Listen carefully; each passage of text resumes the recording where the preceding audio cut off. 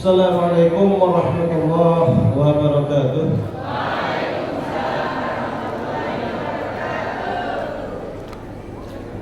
Assalamualaikum warahmatullahi wabarakatuh.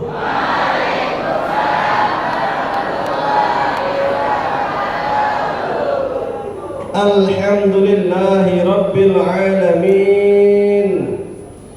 Alhamdulillahilladzi ja'alana ummatan muhammadiyatan ummatan wasata linakuna syuhada bainan nasi yawmal qiyamah walladzi an'amana bi ni'matil imani wal islami wal ukhwah was salamah wal karamah wa amarna bit tamassuk bi kitabillahi wa sunnati rasulillah wa aujaba 'alaina al-amra bil ma'rufi wan nahyi 'anil munkar wa asyhadu an la ilaha illallah wahdahu la syarika lah lahul mulku wa lahul hamdu yuhyi wa yumiitu wa huwa 'ala kulli syai'in qadir wa asyhadu anna muhammadan 'abduhu wa rasuluhu alladzi qad ballagha risalah wa atal amanah wa kashafa al-ghammah wa jahada fillahi haqqa jihadi hatta atahu yaqin.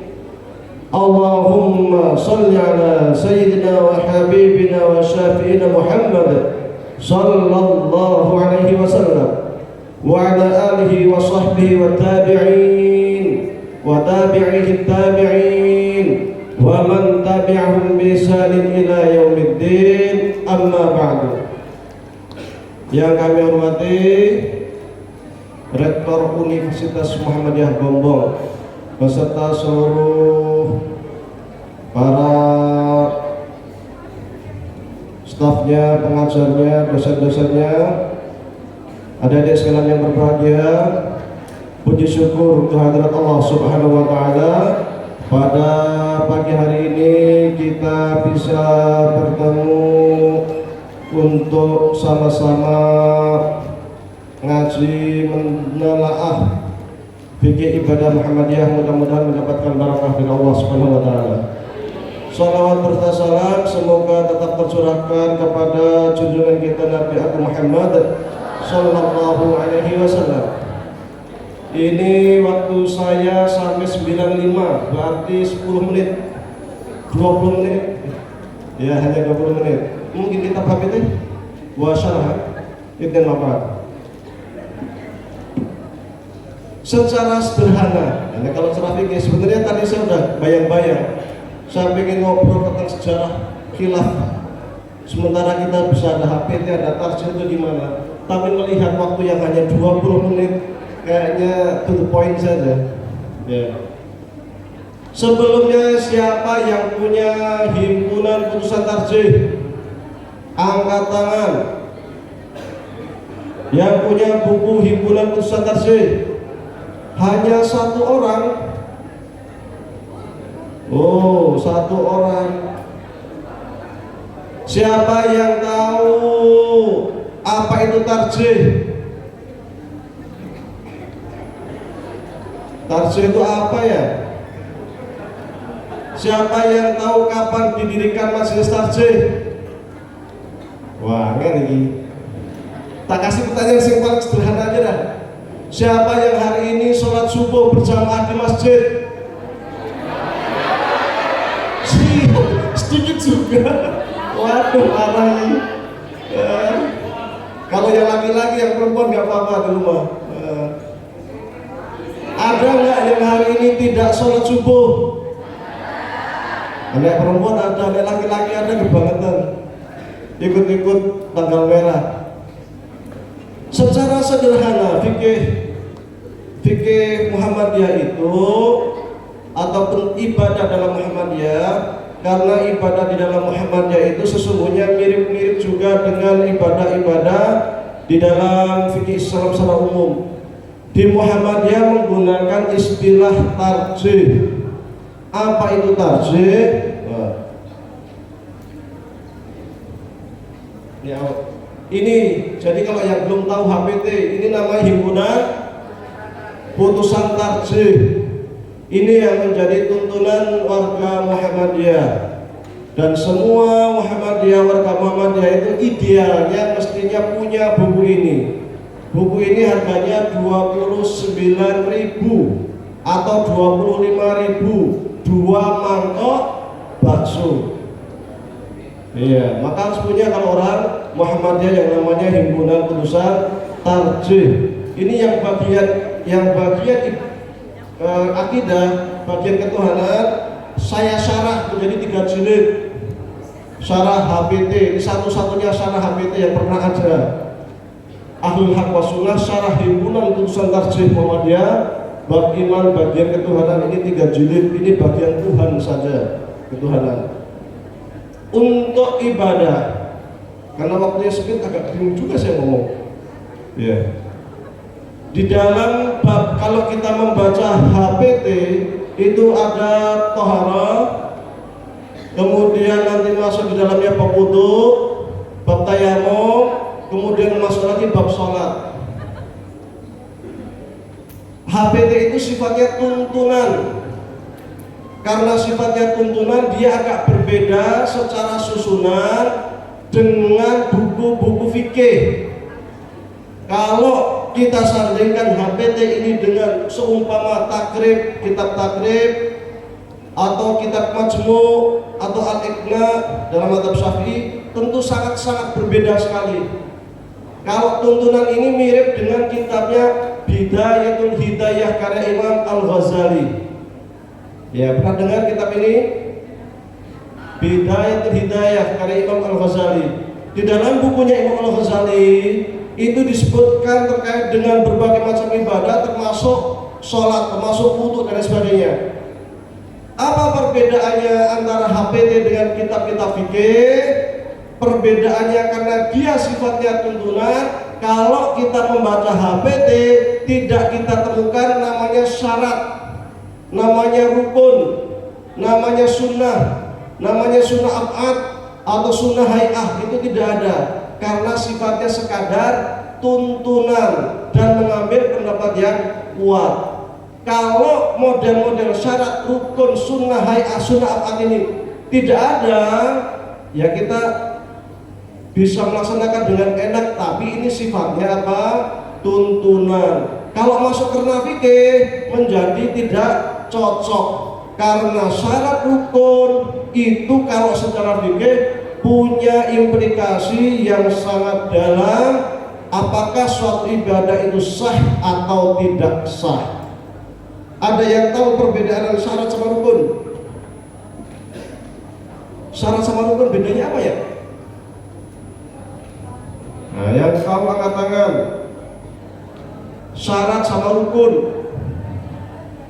Syarat itu segala sesuatu yang ada di luar ibadah. Misal sholat. Sholat syaratnya wudu, menghadap kiblat, bajunya yang suci bersih, ya itu syarat sholat, tidak terkena najis dan lain sebagainya. Menutup aurat itu namanya syarat. Adapun rukun itu sesuatu yang ada di dalamnya. Misalnya apa? Syarat butuh niat, sholat butuh niat, butuh membaca Fatihah, ya, merukuk, sujud dan lain sebagainya. Itu namanya rukun, segala sesuatu yang ada di dalamnya. Nanti ada lagi sunnah. Sunnah itu dalam sholat dibagi lagi dua. Ada namanya sunnah ab'ad, ada namanya sunnah hay'ah. Sunnah ab'ad kalau ditinggalkan sujud sahwi, tapi kalau sunnah hay'ah ditinggalkan tidak mengapa. Nah ini di HPT tidak ada semua itu. Kalau kita membaca langsung, sekiranya Anda tidak sholat maka takbirlah, kemudian begini, kemudian begini, kemudian begini. Karena bisa jadi nanti akan ada yang nanya, loh ini HPT bagaimana? Kok tidak ada syarat, tidak ada rukun? Kalau saya meninggalkan rukun bagaimana? Mana rukunnya? Kalau saya meninggalkan sunnah hay'ah bagaimana? Mana sunnah hay'ahnya? Tidak disebutkan, karena sifatnya tuntunan, bukan panduan fikih seperti kitab-kitab fikih. Yang saya lihat di dalam HPT itu ibadah-ibadahnya mirip dengan mazhab Syafi'i kisaran 8-9%. Jadi 90% itu mirip dengan mazhab Syafi'i. Contoh cara wudhu. Cara wudhu perbedaannya hanya di membasuh kepala. Kalau di Muhammadiyah seluruh. Bi artinya li iltisaq.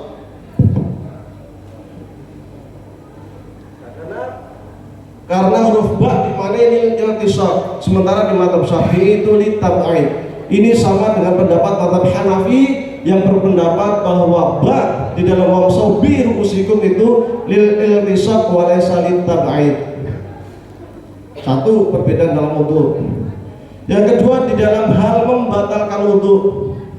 Di HPT di terjemahannya versi terjemah bukan versi Arab, bersentuhan dengan yang bukan mahram tidak membatalkan wudhu sekiranya tidak bersyahwat. Ya, jadi tidak membatalkan wudhu itu di dalam wudhu. Jadi di wudhu perbedaannya ada dua. Satu terkait membasuh kepala, yang kedua terkait yang membatalkan wudhu yaitu menyentuh lawan jenis yang bukan mahram. Menurut Muhammadiyah tidak membatalkan wudhu karena aula mastumun nisa la masa diartikan sebagai al-jima'u. Apa itu? Tidur bareng. Dengan dalil Nabi siapa Siti Maryam ketika hamil diberi kabar hamil, beliau mengatakan walam yamsasni basyarun, dan belum ada seorang pun yang menyentuhku. Nyentuh itu bukan sentuhan kulit. Yang disampaikan oleh Bunda Maryam bukan sentuhan kulit Siti Maryam, tetapi maksudnya adalah belum ada yang meniduriku ay al-jima'u. Itu menurut Muhammadiyah dan ini juga sama di dalam mazhab Hanafi. Terkait sholat perbedaannya juga hanya sedikit. Satu, perbedaan di sholat subuh. Di Muhammadiyah tidak menggunakan kunut subuh karena kunut subuh itu menurut paham Muhammadiyah itu pernah dilakukan Rasul tetapi tidak mustamir, tidak ala dawam, tidak terus menerus, sehingga kunut itu bisa dilakukan kapan saja, yaitu yang disebut dengan istilah kunut nazilah. Ini juga agak mirip dengan mazhab lain, mazhab Hanafi. Tetapi di mazhab Syafi'i kunut subuh itu ala dawam, terus menerus, bahkan dianggap sebagai sunnah abad, sehingga sekiranya ditinggalkan maka implikasinya adalah sujud sahwi. Yang kedua, di dalam salat perbedaannya di tahiyat. Kalau di mazhab Syafi'i itu tangan mulai ngacungnya itu mulai dari asyhadu an la ilaha illallah. Ya, kalau di Muhammadiyah dari awal sudah ngacung. Dari awal. Hanya itu perbedaannya. Lainnya semuanya sama persis. Sama persis, nggak ada bedanya. Nanti ada yang nanya, loh doanya itu kan Allahumma ba'id baini, bukan Allahu akbar kabiran. Allahumma ba'id baini disebutkan juga di dalam mazhab Syafi'i di kitab Majmu' Syarah Muhaddab. Itu ada di sana disebutkan. Jadi doa-doanya juga tahiyatnya yang beberapa versi itu juga disebutkan di dalam kitab Majmu'. Jadi secara umum sholat maupun wudhu bab ibadah termasuk juga puasa itu mirip-mirip di dalam mazhab Syafi'i kecuali sedikit. Untuk puasa awal bulan ya, di mazhab Syafi'i ada dua qaul terkait untuk penentuan awal bulan. Qaul pertama atau mayoritas mazhab Syafi'i pakai ruqyah seperti yang disebutkan oleh Imam Nawawi di dalam kitabnya Al-Muhaddab, Syarah Muhaddab. Itu pakai ruqyah, tetapi Imam Subki dan Imam Al-Ghazali pakai hisab. Nah, Muhammadiyah pakai hisab. Nah, nanti hisab ada banyak aliran, tetapi secara sederhana pakai hisab, sehingga hisab itu tidak bertentangan dengan pendapat-pendapat mazhab, termasuk di mazhab Syafi'i, karena di mazhab Syafi'i juga ada yang pakai hisab. Itu di puasa, lain-lainnya sama di puasa, tidak ada yang berbeda. Berbeda hanya ketika menentukan awal puasa yaitu pakai hisab, tetapi ini juga tidak berbeda juga dengan mazhab Syafi'i, karena di mazhab Syafi'i juga ada qaul, ada pendapat yang pakai hisab, yaitu Imam Subki dan Imam Al-Ghazali, ya, pakai hisab. Zakat sama, haji sama, sehingga kesimpulan sederhana di dalam fikih ibadah ini di mazhab Syafi'i dengan Muhammadiyah itu mungkin 90% mirip, perbedaannya hanya kisaran 10%. Oleh karenanya saya kalau ngajar fikih di pondok saya itu saya pakai HBT, tetapi tetap saya sandingkan fikih mazhab, yaitu fikih mazhab Syafi'i. Kenapa? Saya sampaikan seperti yang saya sampaikan di awal, HPT ini sekedar tuntunan, sementara untuk fikih itu kurang pas, karena untuk fikih kita harus paham apa itu rukun, apa itu syarat, apa itu sunnah, sunnatat, apa itu hay'ah. Jika ini tidak dipahami dengan baik, maka nanti kacau ketika kita meninggalkan suatu persoalan di dalam sholat. Seumpama di HP disebutkan sholat takbiratul ihram, hendaklah Anda membaca doa iftitah. Pertanyaan, kalau saya nggak baca doa iftitah, sholatnya sah nggak? Ya gitu, di HP nggak disebutkan. Nah, nanti ada yang bertanya, loh, Muhammadiyah kan nggak pakai niat, nggak pakai usolli, ya, nggak pakai usolli. Di mazhab Syafi'i pun, di mazhab Syafi'i yang namanya niat itu bisa dilihat di kitab yang paling kecil, Safinatun Najah. Niat itu tempatnya di mahalluha al-qalb, tempatnya di hati. Adapun dilafalkan menurut mazhab Syafi'i itu mustahab, bukan sunnah ya, mustahab, tapi bukan rukun. Yang rukun itu adalah niatnya dan tempatnya di dalam hati. Adapun diucapkan, monggo silahkan yang mau diucapkan, yang tidak juga tidak masalah. Muhammadiyah di dalam niat memilih bahwa niat itu tempatnya di dalam hati. Ini bab niat, jadi nggak ada bedanya. Kalau ada yang bilang, oh Muhammadiyah nggak pakai usolli, kita pakai usolli. Di NU pun usolli itu bukan rukun, karena di mazhab Syafi'i usolli itu bukan rukun. Yang rukun itu adalah niat yang tempatnya di dalam hati. Bahkan ketika kita mengucapkan usolli tetapi hatinya kemana-mana, hatinya kosong, maka ibadah kita jadi kosong, karena tidak muktabar. Ghairu muktabar, tidak dihitung, karena yang dihitung adalah sesuatu yang ada di dalam hati. Makanya kalau dalam kaidah fikih dikatakan al-ibrah bil ma'ani la bil mabani. Yang dilihat itu apa yang ada di dalam hati, bukan yang diucapkan. Innamal a'malu binniyat, al-umuru bimaqasidiha. Segala sesuatu itu bergantung pada niatnya. Baik, kalau sudah habis waktunya tanya jawab sekarang, kami persilahkan untuk sekiranya ada pertanyaan. Terima kasih kepada Bapak Wahyudi atas penyampaian materinya. Selanjutnya adalah sesi tanya jawab kepada para hadirin. Jika ada pertanyaan, dipersilahkan. Ji.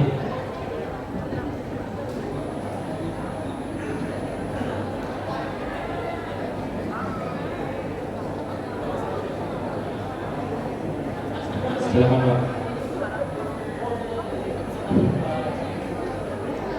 Terima kasih. Assalamualaikum warahmatullahi wabarakatuh. Terima kasih Ustaz Wahyudin Abdurrahmin LCMM yang sudah memberikan pencerahan terkait dengan HBT terbaru. Ini terkait kebetulan kami di desa diamani sebagai ketua DKM, dan sekaligus kalau ketua DKM biasanya suruh khutbah dengan kemampuan ala kadernya. Ada beberapa hal yang terkait dengan, satu adalah terkait dengan khutbah, dan yang kedua adalah tentang sholat Idul Adha dan Idul Fitri. Yang ingin saya tanyakan adalah posisi khutbah itu ada waktu, yaitu tentang berdoa. Jadi salah satu yang menjadi saya agak ragu yaitu posisi imam pada saat posisi khotib saat memimpin doa.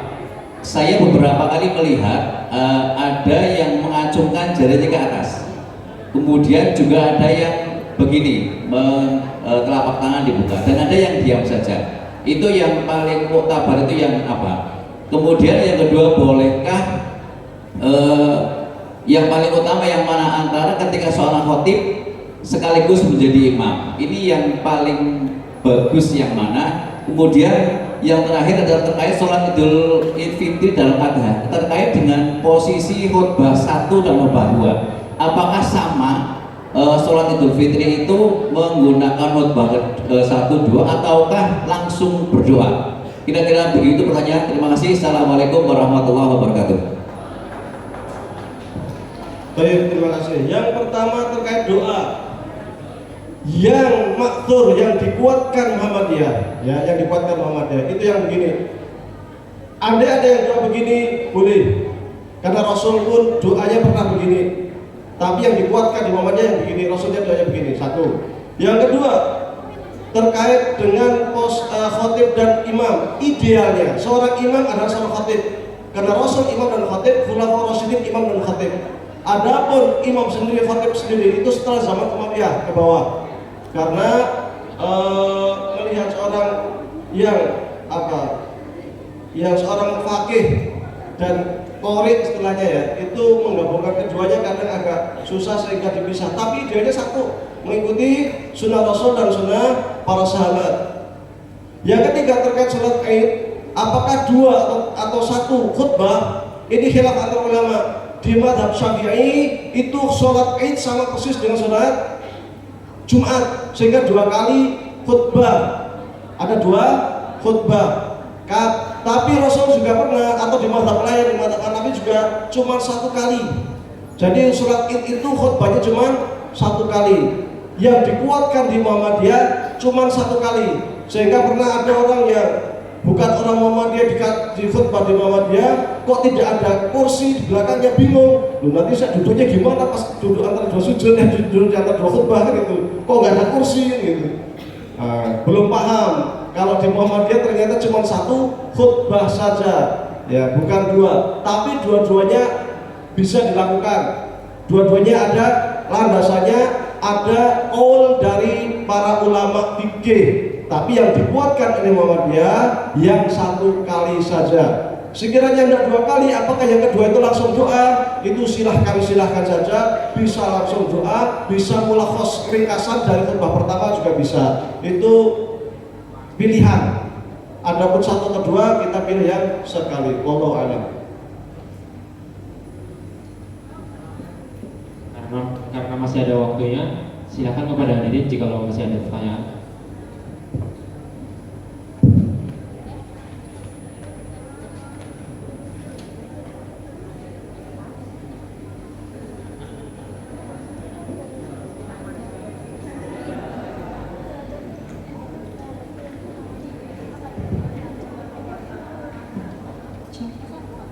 Bismillahirrahmanirrahim. Assalamualaikum warahmatullahi wabarakatuh. Terima kasih Ustadz atas waktu yang diberikan. Seperti yang kita ketahui, Muhammadiyah mempunyai majelis tarjih gitu. Dalam menentukan awal puasa dan juga akhir puasa, Muhammadiyah seringkali berbeda dengan kebanyakan NU begitu. Pertanyaan saya, dalam konteks puasa, bagaimana Muhammadiyah menangani kasus perbedaan pendapat mengenai awal dan akhir Ramadan? Kemudian, dan apa alasan dibalik keputusan untuk menggunakan metode hisab dibandingkan dengan ruqyah? Terima kasih Ustaz. Wassalamualaikum warahmatullahi wabarakatuh.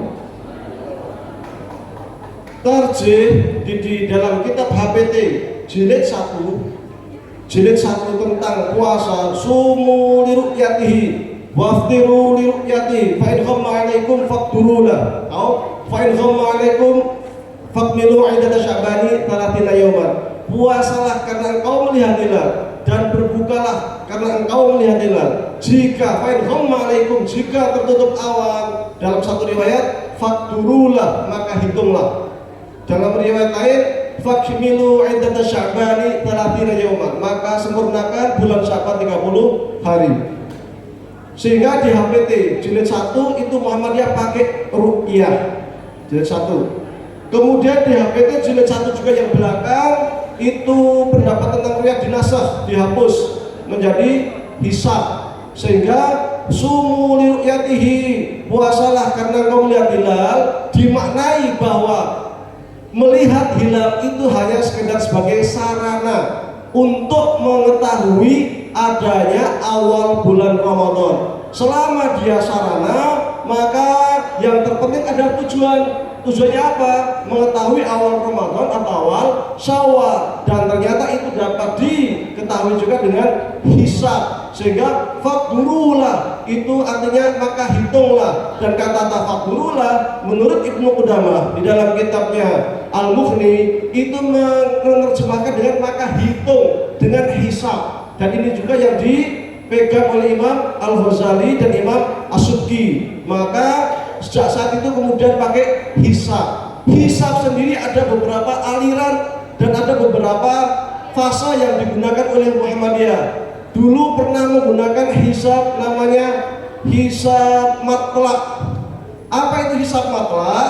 Hisab matlaq adalah tatkala satu Indonesia misalnya sebelah barat sudah hilalnya sudah wujud, sebelah timur hilal belum wujud, maka yang sudah wujud ini puasa duluan, yang belum wujud belakangan, besoknya berarti. Kemudian setelah itu dirubah lagi karena menjadi tidak kompak, maka berubah menjadi hisab wilayatul hukmi. Apa itu? Yaitu sekiranya satu negara sudah ada yang wujud, maka tempat lain yang belum wujud ngikut kepada yang sudah wujud, sehingga satu negara itu menjadi satu matlaq. Kemudian muncul lagi hisab yang ketiga namanya wujudul hilal, yaitu selama hilal dianggap sudah wujud, maka seluruh Indonesia dianggap sudah wujud, meskipun secara ini, secara mata, secara ini belum bisa dilihat, tetapi secara hisab sudah 0, sekian, maka itu sudah hisab.